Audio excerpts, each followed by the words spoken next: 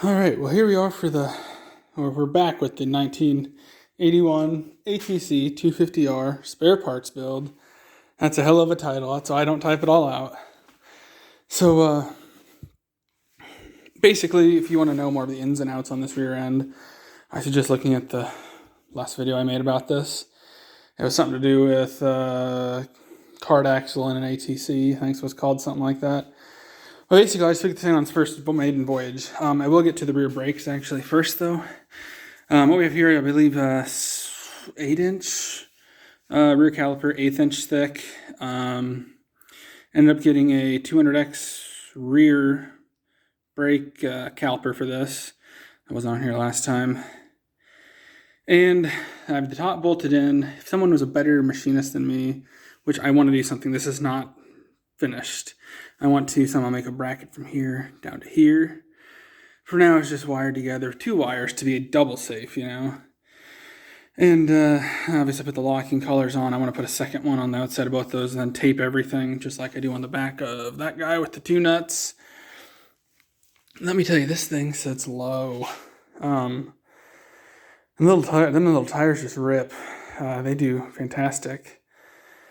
But other than the seat and obviously the rear brake piece and a few other things, I'm going to get a different number plate for it. One such as like that, but I'm going to actually go with a different number for the first time, I believe, with this is what I finally decided today. And I need to get a front fender because I remember at the race that we go to, it's sponsored by, well, whoever it's sponsored by, they want their sticker on the front of your wheeler. So I need to get a front fender just for that reason. So that's nothing too crazy. But yeah, it's pretty much done now. I mean, I'm not going to call it done. I'm going to kind of address the brakes more. The brakes were a pain. I believe I said this last time. I have a front brake line off of a TRX 250R that just runs up to some generic like $20 master, which it's been losing pressure, but I bet there's still air in the system yet. But when it stops, though, if I get it rolling, when it stops, it stops. Stops all wheels, so far it's working out great. I just had my first test run, and this is after bleeding everything. Obviously, I bled everything over there and cut my chain and whatnot. But after bleeding it for the first time when I ran it, I had to pump it a few more times, because I bet there's just some air bubbles left in there that I'm probably, jarring loose, and they're getting their way back up, and it's kind of losing it. But boy, this thing just sits so low. Thing is, I could go lower too, in the rear at least for sure, if I were to put a turnbuckle on the back, which is ideally what I'd like to do, but I don't know if I'm going to. When I go to this race, that's going to be a circle track. I'll probably change the inside tire to make it smaller, just to make it going left a little bit easier. Now how I do my own seats is, I don't think I put anything up the seat yet, is I did get the DC Plastics cover, and I screwed up this one. So I'll probably make a separate video about where I drilled holes in this, just to make it simpler for other people, because there's one word of advice I'd give people. But I had my own seat foam off of something else I had once, and I cut up my own foam. This phone takes forever. I got a new one. It seems like it takes a while to focus.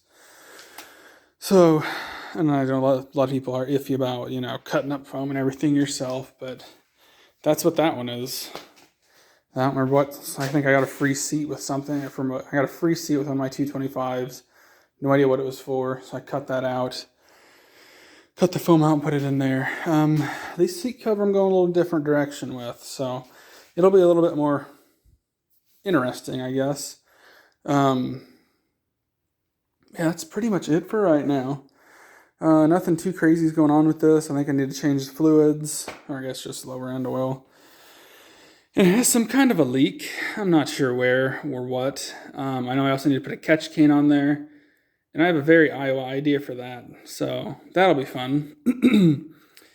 I think I do have a skid plate, which I could probably make into its own little I don't know how far underneath it goes. If it went all the way underneath to the swing arm, I could make that into a catch can pretty easy. I'd pretty much just silicone the holes shut and bolt it on and call it good, and I'd catch 90%, I'd say, of the stuff that drips into it. And if it's paint, or if it's not paint, if it's gas, it'll dry out by the next anyways, because I do run race fuel on this. It would just stay a little bit of oily residue. So it's nothing like that I'd be overly concerned about. But I know last time someone was unhappy because they thought that this one actually dripped some fuel on the ground, and they thought they slid on it a little. Ends up it wasn't me, but when you have the shittiest looking machine, like I definitely will this year, you're probably the most likely one to blame. One thing that'd also be really nice to do on this side would be some kind of a cage piece to come out and around and sit on. Just I'm not leaning so hard the whole damn time. I just chill out. But I don't think I'll have time to do that. I do want to make a grab bar. I'll probably just do flat steel like I did on that one and just hoop it, just boop, boop, boop, done. Bolt, drill holes and bolt. That I probably will do. I don't think I'll, who knows? I actually have lots of time between then and now because not till January, but I probably just won't. I mean, if I did, it'd be probably just one bar that would come out of that hole there, bolt there, come out, go down, over, and then probably use that bolt hole down there as a support as well. And if I really was concerned, there's another bolt hole right above the adjuster there. Chain tension adjuster, swing arm bolt, whatever you want to call it. But I don't even know if I'll even try doing that. And I guess if I did do it, I'd probably want to run 2 bars off the back where the swing arms, bolts on both spots. But like I said, I probably won't do that, but that's not for this year, at least. In the future I'd like to. But it's gonna be it for now. I just give a little update on it. Because when it gets super cold out, my uploads might get kind of slow. But for now, they'll keep coming. And I have a heater, but it just kind of depends on where things are. I'll probably make a video on that thing whenever I tear it apart and rebuild it. It's just going to get taken apart. Very, very slight hone, re-ring, nothing wild. But yeah, that's the update on the 81. I would probably have the seat done, but I went to get Staples, and I was told apparently Staples have COVID, so they are out of stock for a while, and they have been for a while, and they don't know when they're going to get any more in. Staple gun's currently down. I might use what I have, at least get the first layer of my seat cover on, but who knows. I'll get to it when I get to it, but I'll quit rambling, and thanks for watching. That's the update on this.